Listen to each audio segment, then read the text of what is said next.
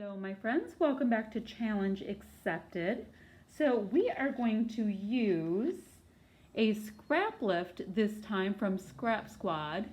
I'm showing it to you really quick, but I will go ahead and put it right about here in the frame while I am crafting. So you can see it at the same time, and you'll probably end up seeing that mine won't look anything like this, but it will inspire me to do what I'm doing, and that's what I like about it. Now, I can tell you one of the things I like is that how the word love here looks like it was cut out from a die cut machine and backed beneath it. So I'm going to use that, but I'm not going to, I don't think, use and like a word or anything to do that. I kind of have another idea. Then I wanted to show you I was going to use this piece of paper right here for my background. It's Heidi Swapp Color Fresh Counting on You, and I absolutely adore it. I'm going to use some approximation, I believe, of these Vicki Boutin Kaleidoscope Paper Hearts papers. Not going to use that side. I used that side recently. So with that, oh, and the photo I'm going to use is the one that I went ahead and used for the Right Here, Right Now tag that's on Instagram. I took this morning for my Right Now photo of what I was doing. Pretty much I was having coffee on my patio with my youngest dog. So that's what was that on that one. Then finally, I'm going to use this new little tool of mine that's from We Are Memory Keepers, and it's called a Clear Cut Punch. So I'm going to see how that goes, but I have some ideas for it. So this is where we are right now, and we're going to see where the layout goes.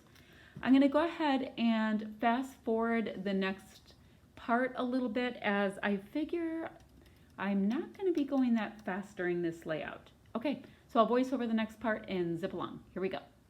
Okay, so what you see that I've done here is I used that little punch tool and I punched out 3 circles. And that's the cool thing about that little punch, is that you can cut out whatever the shape of the punch is. I just bought a hexagon and a circle.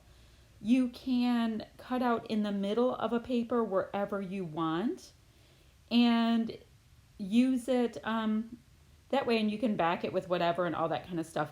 So what I did is I used circles as my backed element, as opposed to the word love that you see in the sketch that's up at the upper right there. So that's the idea that I had. I just got this punch, so I wanted to use it and see what kind of effect I could get from it, and I turned out that I absolutely love it. I can see using it a lot. So like I said, I have that one, and I have a hexagon that's about the same size.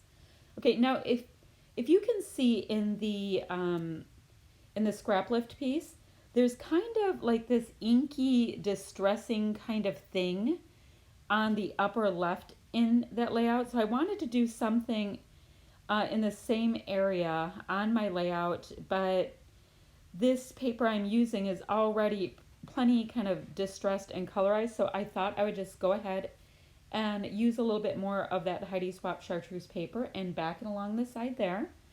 And I mean, I really have a thing for really bold colors, so this works out perfectly for me. If I could have, chartreuse and orange and hot pink in my world all the time, I would be a very, very happy girl. So Heidi Swapp has answered my desires, my scrappy color desires. There we go.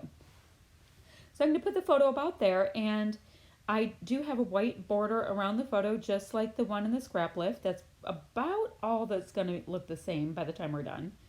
And I did use it in a square. I use a Canon Selfie to do my printing, and I keep playing with it and adjusting it to figure out where I like my borders and all that kind of stuff. So this time I like the way it turned out.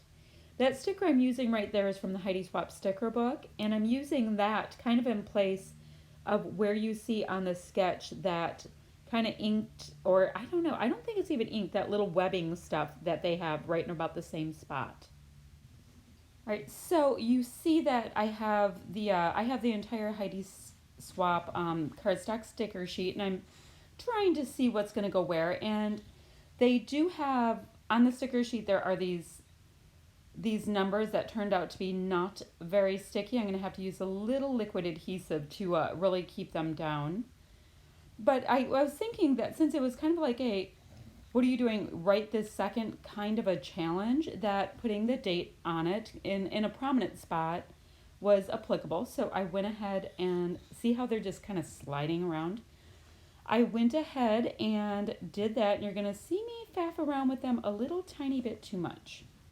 All right, so now in the Scraplift, you'll see in the upper right, it's very, very small. There's kind of like 2 dots up there, and they were circular. So I decided to go ahead a little bit bolder and put 2 circular elements that were in the sticker sheet as well, and I'll be cutting off the edges of them.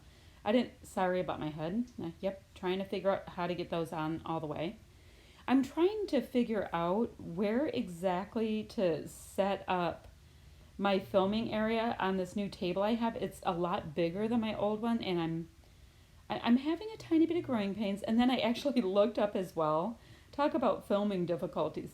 And my overhead light had 2 burned out bulbs out of the 4. So I am surprised how bright this even is. But I'll make sure that I continue to improve this little setup. And by the time I have it just right, I'll move back downstairs to my craft room, and there we go.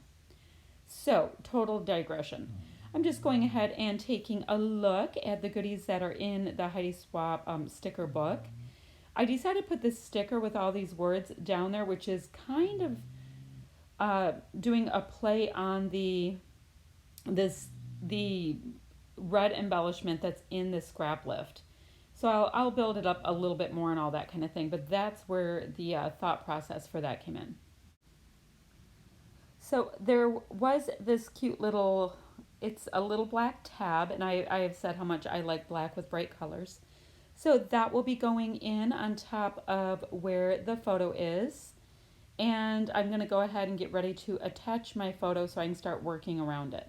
So this gets to be where part of the fun is. That's, where you get to start decorating your page, because the main elements of the page are there. I have the cutouts behind the photo. I have the square photo. And, I kept looking at this and it just seemed a little bit off, and I'm sure it is, but that's fine. Nobody else in the world will care. I do keep looking at my Scraplift, and it's hilarious how much mine doesn't look like it. I wanted to just put a little something extra in that really large sticker block that I put, and for some reason my eye went to this funny little tiger stamp. It has 0 significance. It's kind of like when you throw a llama in the middle of nothing on a page that has to do with a llama. Things like that just don't bother me. If I like it, I like it, and I like to be the boss of my own scrapbook pages. So that's what we have going there. So I've gone ahead and I've attached my title, which right now it says right now, but it'll say right here, right now.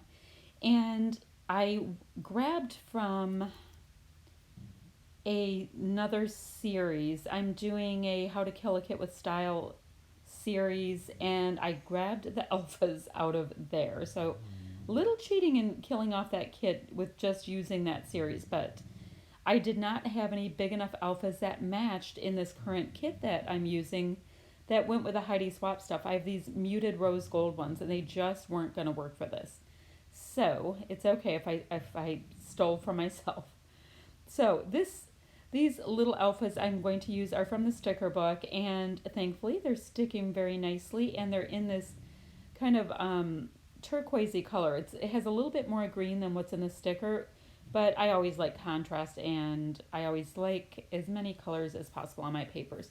Although I did do a series recently that was really cool. I think it was on Scraptastic Inspiration on Facebook, that we had to do all these monochromatic layouts following like the rainbow, and it was so challenging, and it ended up being really fun because I actually went into my color boxes and used up all kinds of product that I had just been sitting around not being used. So as much as I like to use all of the colors, I really did have a ball kind of being reined in with use 99% red on your layout. It was difficult, but it was really fun. So I'm starting to sprinkle around all these little goodies. That is a puffy and embossed sticker set from Vicky Booten. And I was able to use a few of the pieces on there. There was a lot of like brown and wood grain and that kind of stuff that was in that collection. So it didn't match perfectly, but I was able to get a little traction. And these little enamel hearts, I believe, are from Amy Tan. I don't even know what collection they are. I'm scrapbooking with a Hip Kit Club kit from a couple months ago, trying to kill it off. And yeah, but I know it's Amy Tan. I just don't know what collection. I love the colors in the dots, so I bet the collection was fantastic. So those are sprinkled around, and it looks like I'm looking through my enamel dot bin on the left. I tend to finish off layouts going a little crazy with enamel dots, and these are kind of cool. You don't see them as well on screen, but they are glittery, so they're kind of like a chartreuse glittery, which matches the chartreuse color in my layout ever so fine. And they're just from a really old AliExpress order, where you get them for $1 a sheet, and I still have a bazillion from that order. I think I spent like whatever the threshold was for free shipping. It was like $30 or something like that, which means like 30 sheets of enamel dots. I have a ton. But that was a great way to get them in the event that you ever wonder about it. So anyway, if you could go ahead and like and subscribe, all that stuff, and take a look at what Scrappy Kathy did in the link below, that would be great. And thank you so much for watching. Goodbye, friends.